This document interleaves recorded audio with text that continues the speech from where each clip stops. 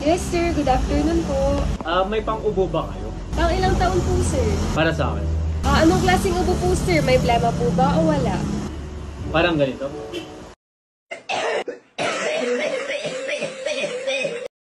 Sir, meron naman po kami Fluimucil. Sige, kunin ko na. Sir, masakit din po ba lalamunan nyo? Medyo. Sir, baka gusto niyo pong itry yung bagong kunin ko yan. Kunin ko na. Pro Max.